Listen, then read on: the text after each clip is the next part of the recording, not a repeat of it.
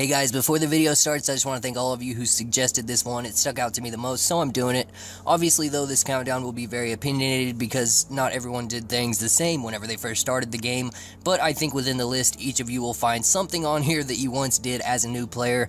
Also, I wanted to ask you guys something. What would you guys think about me doing a RuneScape history timeline all the way from 1998 until now, 2015, showing the most crucial milestones of the game's development over time? I think it'd be really fun to do, but then again, it's not really a countdown video, so I wanted to run it by you guys first. If you think I should do this, leave a comment whether you agree or disagree, and without taking up too much of you guys' day, let's get the countdown started. Thanks for watching in advance, guys.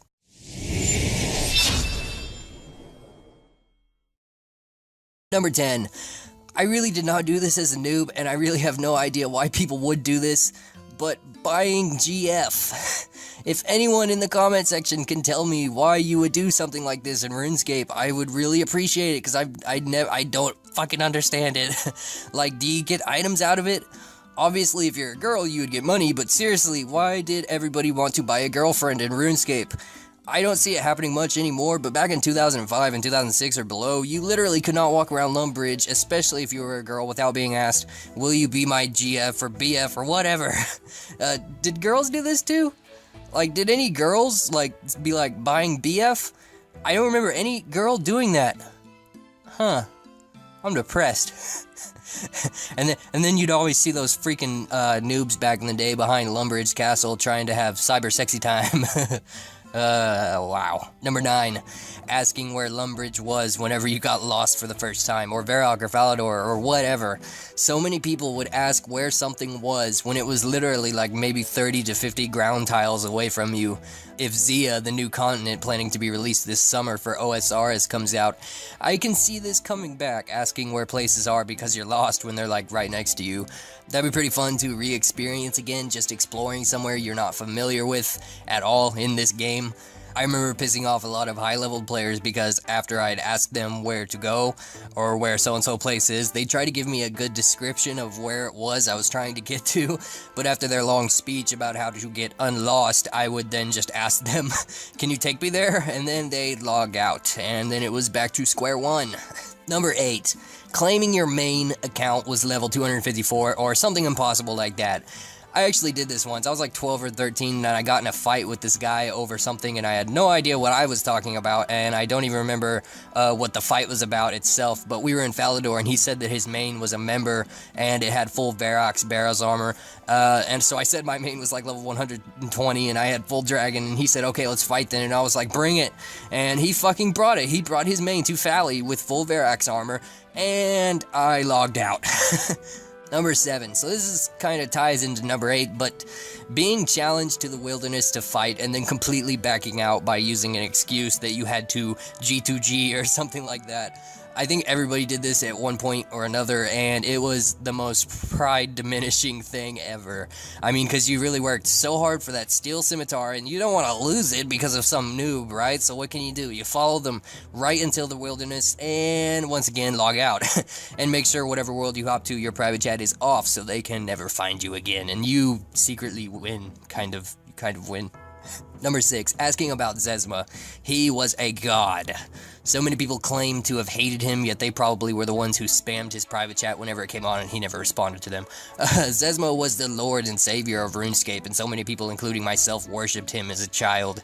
I remember I used to have him added, and even if he logged in and then logged out, I was still so starstruck just by that message. And literally, if you were in a crowded area, whenever he did turn his PM on and then off, everybody would start spamming, Zezma logged on, oh my god, Zezma logged on, you know? Number 5, asking players what they're wearing. Like, for example, when I didn't know what an anti-Dragonfire shield was from the quest Dragon Slayer, I would always ask people what shield that was, and the same goes for, like, Silverlight, too, from Demon Slayer. For most people, I'd imagine Silverlight was, like, whenever you were a real noob, Silverlight was badass, just the way it was shaped and looked. I remember when I first got the sword, I thought I was the epitome of epicosity. I also remember asking other players where you get it, and they would tell me that they got it from a random event. Number 4, flicking your private chat from on to off to on to off, blah, blah, blah, and so on, you know.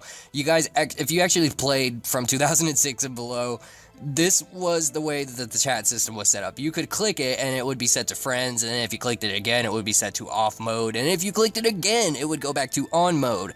So many people used to do this to annoy the shit out of their friends, because it would make the other players see that so-and-so has logged in, then they logged out, then logged in, logged out, and it would just make people so mad. I'm actually really glad that they changed this. I did this a couple times. More than a couple. Number 3, trying to lure other players. I remember when I first got my sister to play RuneScape, and I actually feel bad about this now, but I took her to Drainer Manor and let the tree kill her, you know, that tree that attacks you if you stand in front of it, and then I took her to the wilderness and killed her there, and then I made her attack a wizard at Wizard's Tower, and that killed her also. I was a bad big brother, but I always gave her stuff back. I remember one time I was in Drainer, and I kept telling other players also to enter that one dungeon where the zombies are, because inside they would find all sorts of gold and treasure, and many people actually fell for it, and I got quite a lot of iron armor. Or luring people, you know, to the Stonehenges of Varrock and then taking their stuff after the wizards killed them. Man, that's so fucked up. Number 2, thinking horrible items made you rich, like when I first got my hands on a chef's hat, or got my hands on some polished buttons you could get from stealing from ham members or something like that. I think this one mostly applies to the people that got membership and were noobs to the membership side of RuneScape first, because I don't know about y'all, but I always felt like a badass in full ham or white knight armor, but they're horrible items. Number 1, something everybody has done at one point or another, even me, asking for free stuff when they were noobs. It's like the rite of passage into becoming a RuneScape player is asking for free stuff, and then being told no noob, and then you tell them you're gonna report them from calling them a noob, and then the fight breaks out, and then you go back to number 8 in the countdown and claim that your main is level 673 or something. Even still today, people still beg for free stuff. Even if they're like freaking 20, 25 years old, they still beg for free stuff. One does not simply stop asking for free stuff. That's it for this countdown, and if you know what I should count down next, post in the comments, let's make it happen. I'll see you guys later.